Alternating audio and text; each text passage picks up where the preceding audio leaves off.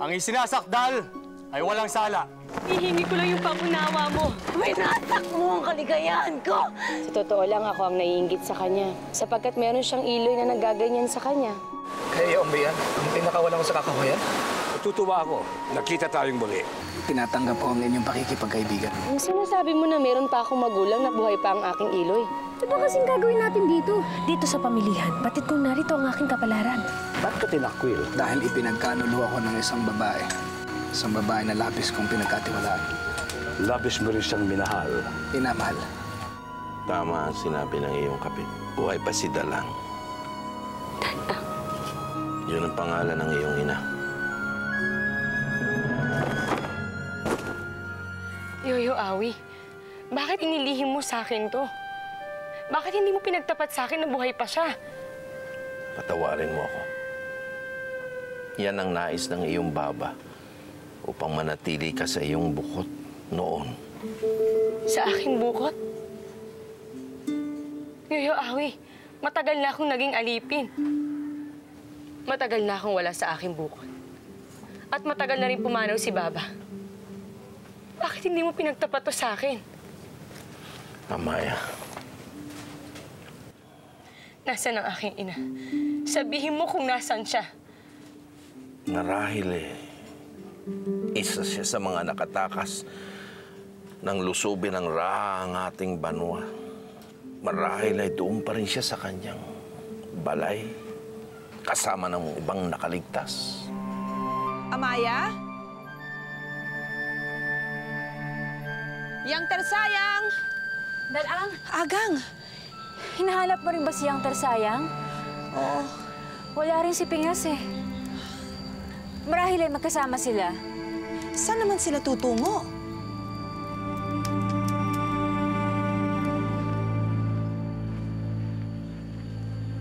Yang Tersayang, nagkita tayong muli.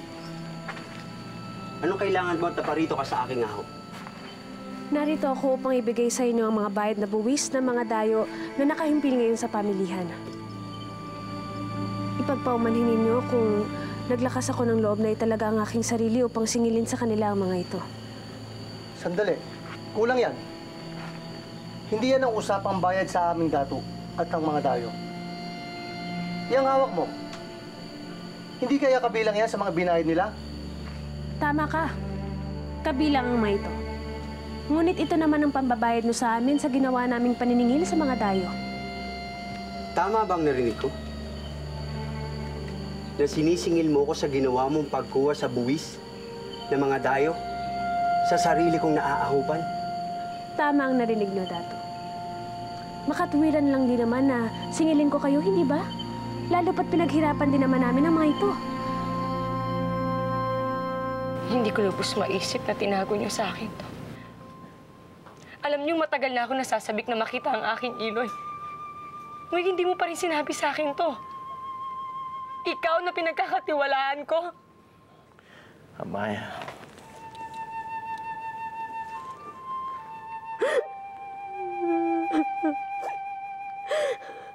Hindi mo na kailangan magpaliwanag sa akin. Narinig ko na gusto kong marinig.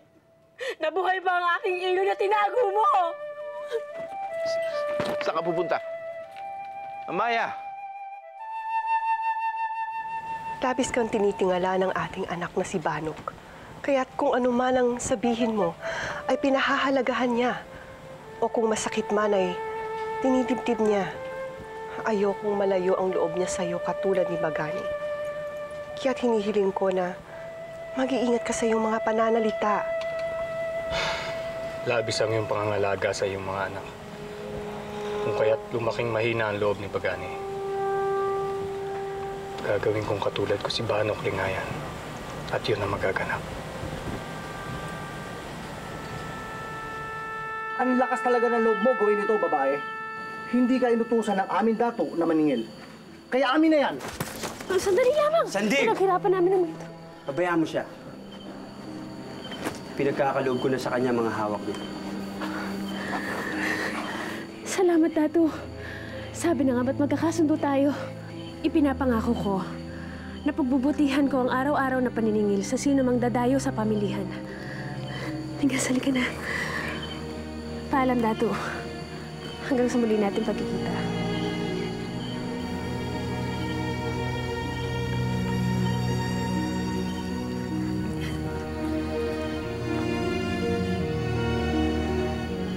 Dato, palagay ko nautakan tayo ng babaeng yun. Batid ko yun. Ngunit hinayaan niyo siyang malamangan kayo? Sapagkat kakaiba siyang babae. Pinagigiliwan ko siya. Ura Hilway, nais niyo raw kaming makausap?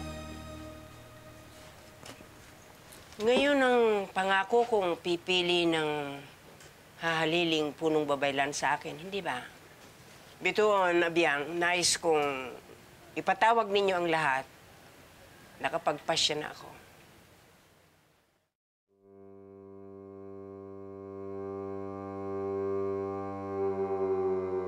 Hindi pa rin ako makapaniwala na nagtagumpay ako sa aking mga binalak.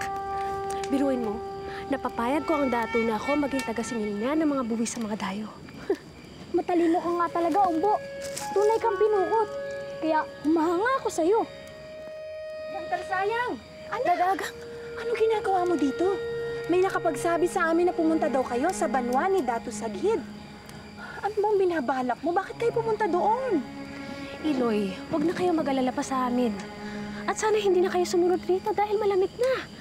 Baka magkasakit na naman kayo. Kaya't sa balay ko na lamang ikukwento ang lahat ng mga nangyari sa amin ngayong gabi. Ayna, ano nga ito? Mahabang kwento, Iloy. Ngunit alam kong ikakatuwa niyo. Halina!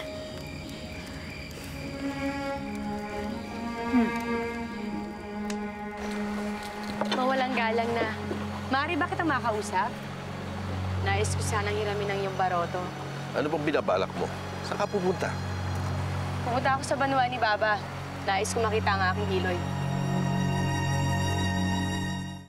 Hindi kita hayaang pumunta mag-isa. Papanganib. Kung gayon, Yoyo Awi, samahan mo ako. At ikaw mismo magturo sa akin kung sino ang aking Iloy. Hindi kita masasamahan agad-agad. Ako'y isa na ngayong uripon na kailangan pang humingi ng pahintulot sa kanyang Panginoon. Kung gayon, hindi na kita aabalahin pa, Yoyo Awi. Nakikiusap ako sa'yo. Pahiramin mo na ako ng iyong baroto. At ipinapangako ko, sa sandaling magkasakit ka o yung kaanak, ay gagamutin ko. Malayo ang kinaroroonan ng iyong dating banwa, punong alabay. At lalong mapanganib, kung tayo maglayag na tayong dalawa lamang. Lalo't maaaring may makasalubong tayong mga ngayaw o masasamang loob. May katuwiran siya. Makinig ka sa kanya. At anong nais niyong gawin ko, Yoyo Awi? Ang manatili dito? Ang hindi ko hanapin ang aking Iloy?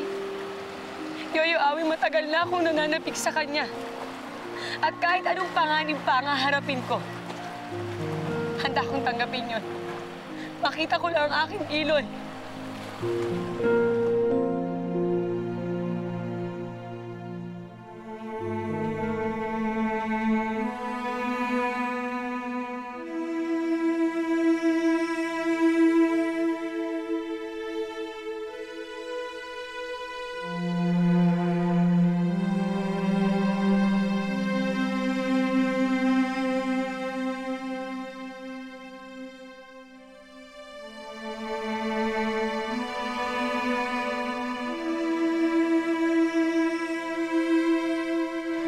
Labis ang iyong pangangalaga sa iyong mga anak.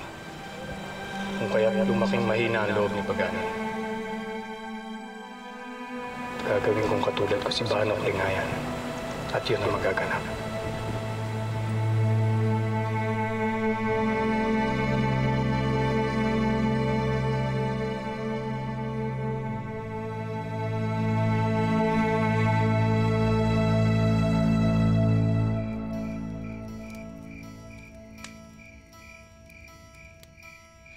Hindi ko kayo nalulugtan ng isang taong takot mabahiran ng dugo ang kanyang banggaw! Papa, inaamin ko na sa aking kabataan ako'y naging sangaral. Dahil kita bilang aking anak. Binigo mo ko. Paano pa kita magiging tagapagmana? Magmula ngayon, Ay kinalilimutan ko ng anak kita. Ginoo, tingnan mo! Daming hinandang pabaon ng kaibigan mong dato sa atin. Tamang-tama ito sa atin paglalayag. Dagang salamat, Bulang. Ngunit nagbago na ang isip ko.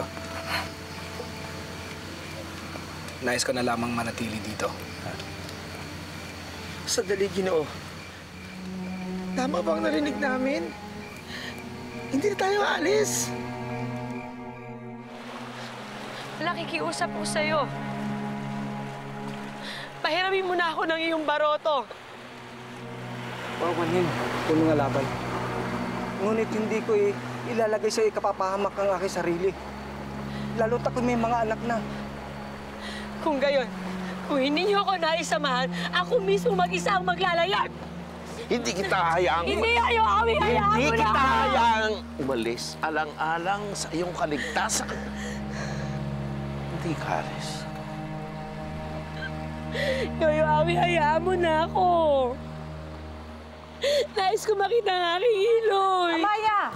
Ano tong naririnig naming alis ka? Saan ka pupunta? Hindi ka maaaring umalis, Amaya. Lalo na't kailangan natin magtipon ngayon sa balay ni Uray Hilway. Pagkat kayo daw itatalaga ang bagong halili sa kanya. Sumunod ka na sa kanila. Bukas, pangako. Hahanap ako ng paraan upang tayo makalis at mahanap ang iyong iloy. Pangako yan.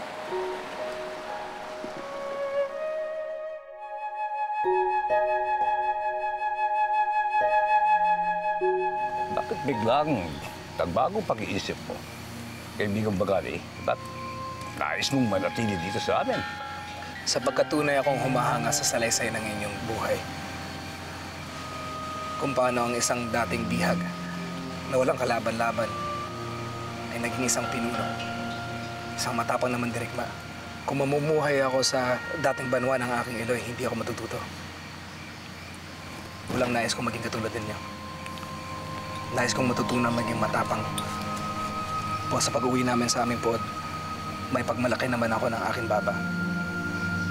Hinihiling ko sa inyo na tanggapin ako bilang isa sa inyo. Kung sa gayon ay maturuan niyo ako maging maisog. Kaya niyo.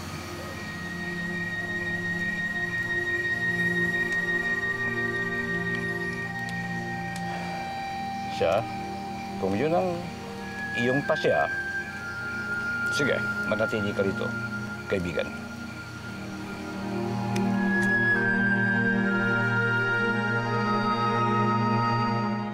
Uray Hilway, tama bang narinig ko mula sa iyong mga alabay na ngayon yun na ibibigay ang iyong pasya sa kung sino ang hahalili sa inyo bilang punong babaylan? Oo, ang away. At ang pasya kong ito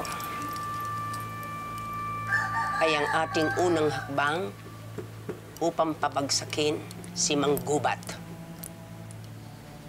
Sa pamamagitan ni Amaya, malapit na.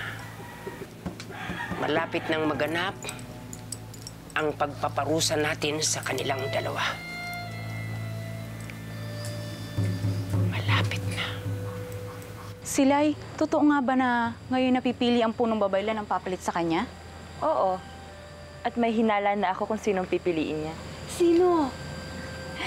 Sino pa? Eh di ang ating guro sa panggagamot. Si Asinas. Yan din ang aking tagna. Lalo na't ang gurong Asinas ang tinuturing na pumapangalawa kay Uray Hilway pagdating sa kanyang karunungan at taglay. Ang punong babaylan. Mayong gabi sa inyong tanan. Natutuwa ko at naririto kayong lahat. Batid kong lahat kayo ay nananabik na malaman kung sino ang pinili kong hahalili sa akin bilang punong babaylan. Natitiyak kong ikaw ang pipiliin ni Uray.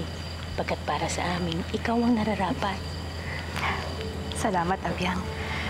Sana nga, lang sa gayon ay maisakatuparan ko ang lahat ng aking magagandang balak para sa ating puot. Ikinalulungkot kong sabihin sa inyo na wala akong napili sino man sa inyo. Walang karapat-dapat na humalili sa akin ayon sa aking pagsusuri. Kaya mananatili akong punong babaylan ng puod na ito.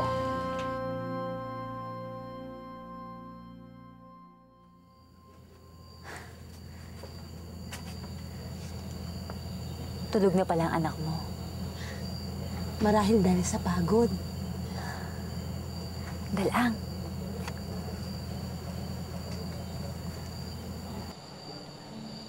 Hindi talaga ako makapaniwala sa mga isinalaysay sa akin ni Pingas kanina. Kuruin mo. Napapayag niyang tersayang si Dato Saghid sa mga nais niya.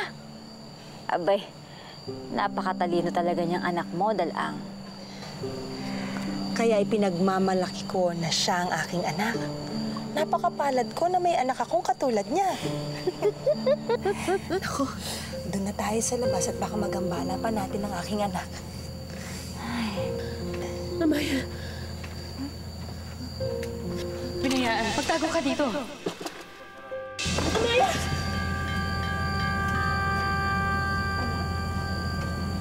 Anak? Anak, anong nangyari? Nananaginip ka? May binabanggit kang pangalan habang ikaw ay nananaginip. Anong pangalan ni Loy? Amaya. Amaya ang ngalang tinatawag mo. At yun ang nakapagtataka. Ikaw si Amaya. Ngunit bakit mo tinatawag ang sarili mong ngalan?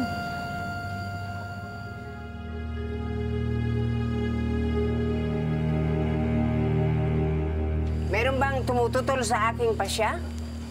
Wala. Wala po ng babaylan. Tama ang naging pasya ninyo. Wala ni isa man sa amin ang karapat-dapat na humalili sa inyo. Natutuwa kami at nagbago ang inyong isip. Ngunit nagbitaw na kayo ng salita. Bakit pinabawi niyo yun? Sapagkat wala akong napipisil na karapat-dapat na humalili sa akin. Gayon pa man, ako ay pipili ng aking sasanayin upang maging karapat-dapat na maging punong babaylan na siyang hahalili sa akin kung siya ay natutunan ng lahat ng aking naituro sa kanya bilang punong babaylan. Sino po yun, Boray? Si Asinas ba? Hindi. Walang iba kundi ang aking punong alabay. Si Amaya. Siya ang aking napili sapagkat mayroon siyang katangi-tanging kaalaman na nabubukod tangi sa lahat.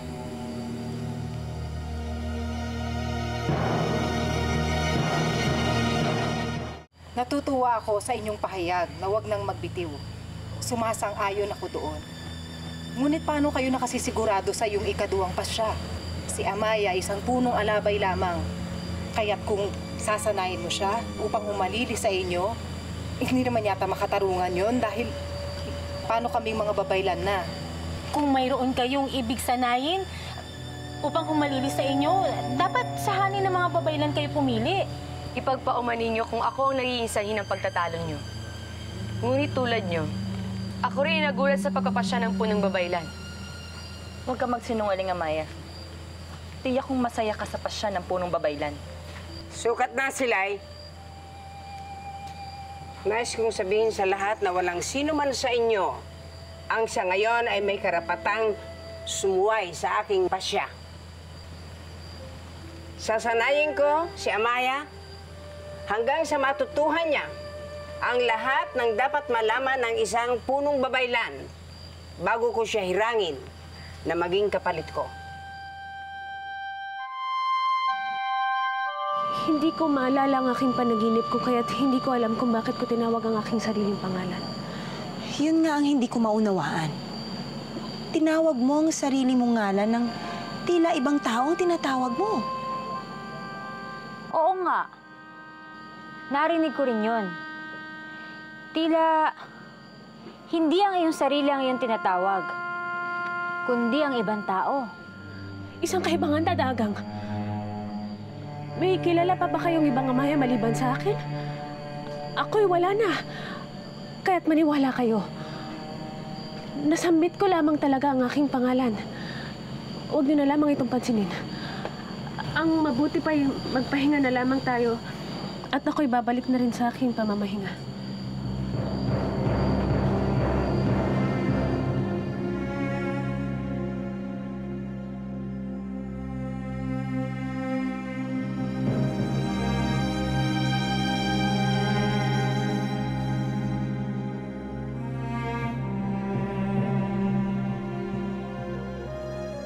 Bakit lumabas ka agad ng silid ng iyong Panginoon? Hindi ba't ipinagbiling ko na pakainin mo si Marikit? Tinangka ko po siyang subuan.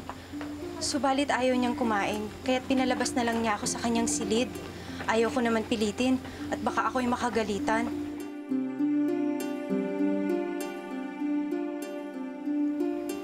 Simula nang dumating ang anak mo, ni hindi siya lumalabas ng kanyang silid, ni hindi kumakain. Baka kumapano ang anak mo? Hayaan na lang muna natin siya. Hindi rin naman natin siya mapipilit. Kapag tapos na siya magluksa at manangis, babalik muli siya sa kanyang kasiglahan. Di alamitan, maayong gabi sa inyong tanan. Silay, bakit ka na pa rito? May mahalaga ka bang sadya? Oo, Dian. Pagkat nais kong malaman ninyo na may nakakagalit na nangyari sa balay ng mga babaylan. Tungkol ba ito kay Amaya? Sige, Silay, magsalita ka. Sabihin mo kung ano ang iyong mahalagang ibabalita. Hinihintay kita, Amaya. Kapatid kong magtutungo ka dito. Bakit niyo ginawa to? Bakit binawi niyo ang pagbibitiw ninyo? Inakala mo ba talaga, Amaya, na ang katulad kong pinanday ng panahon ay kaya mong linlangin? Nilinlang mo ko. Ngunit hindi ko maintindihan kung bakit ginawa mo akong kahalili mo. Hiningi mo ako sa raha bilang kaparusahan. At ngayon itinataas mo ako. Ano ba talagang binabalak mo? Aaminin ko, Amaya, na si Angayaw at ako ay labis na nasuklam sa'yo nang patayin mo si Atubang. Ngunit nagpasya na ang raha at ang kanyang tagapagmanang paslit, kaya tinanggap namin ito ng buong puso. Katunayan, ikaw ang pinili ko upang maging kahalili ko bilang punong babaylan pagdating ng panahon. Isinantabi ko ang lahat ng aking pagkamuhi sapagkat naniniwala ako na ikaw ay karapat-dapat maging punong babaylan pagdating ng panahon. Umasa ka, Amaya.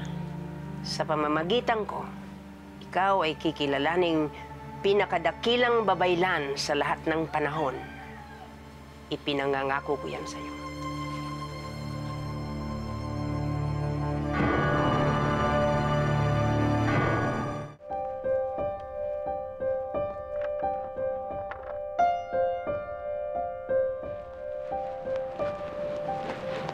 Tila lumilipad ang iyong isip.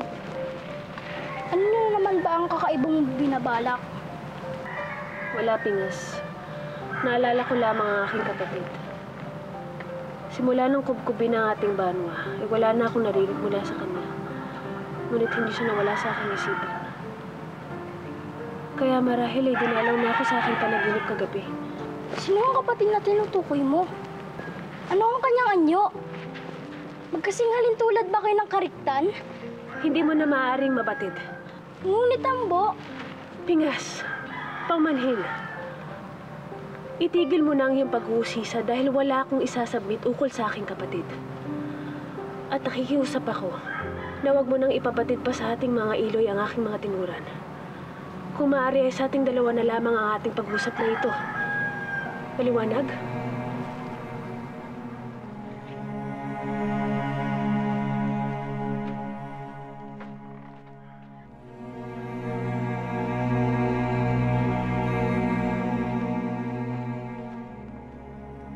Hanggang ngayon, patuloy pa rin bumabagabag sa aking isipan ng tinuran ni Amaya kagabi. Binanggit niya ang sarili niyang ngalan sa kanyang pagkakaidlip ng tila hindi niya ngalan yun. Dalang, maraming kaganapan sa panaginip ng isang tao. Paaaring nakita niya ang kanyang sarili, kaya tinawag niya ang kanyang ngalan. Maaring yun nga ang nangyari sa kanyang panaginip. Ngunit di pa rin maalis sa aking isipan na maring... Ayan ka na naman, Dalaang. Nag-aalinlangan ka na naman sa iyong anak. Ilang pagkakataon nang napatunayan ni Amaya ang pagmamahal niya sa iyo bilang isang anak. At doon pa lang ay aking batid na siya talaga ay tunay na galing sa iyo. Sapagkat naipamana mo sa kanya ang busilak mong puso. Dalaang, iwaksin mo na sa iyong kaisipan ang pag-aalinlangan mo sa iyong anak. Mabuti pa'y magmadali na tayo.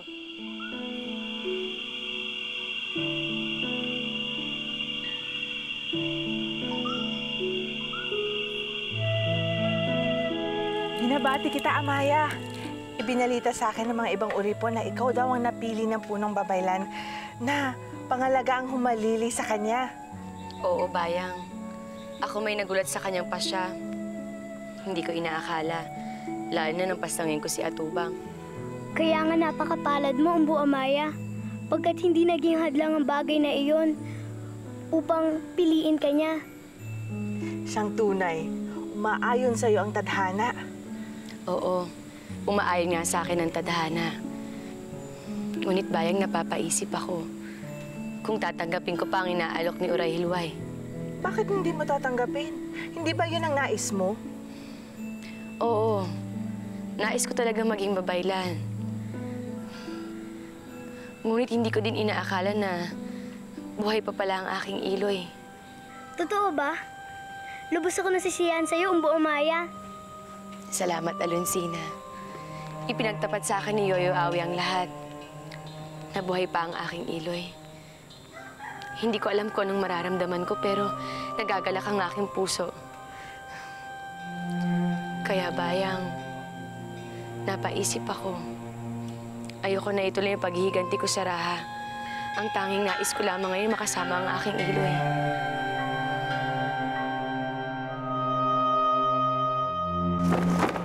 Mabigat sa loob ko na iwan ang aking punsong anak. Ngunit wala akong magagawa kundi sundin ang nais ng Raha. Magkikita kaming muli ni Bagani. Nang sa gayon ay maibsan naman ang aking kalungkutan. Maligayang pagdating ni Ngayan, ano't naparito ka, aking anak. Bakit hindi niyo kasama si Bagani? Wala pang dumarating na Karakowa o Baroto dito ang lulan si Bagani. Kung wala dito si Bagani, nasan siya? Pinahanga mo ako, kaibigan. Sa susunod na pangayaw, sasama na kita. Kailangan na lunasan ng punong babaylan ang paslit na ito na bigla na lang nangisay nang uminom sa bukal. Kung gayon ay may laso ng tubig. Kung may laso ng bukal, manganganib tayong lahat sapagkat doon umiinom ang ating buong pood. Kahit ngayon ko lang napagmasdan ang pook na ito, nararamdaman ko na dito ako lumaki. Hindi ako makapaniwala na muling makakaapak ako dito. Naway patnubayan tayo ng mahal na laon. Sana'y makita ko ulit ang aking Iloy. Iloy?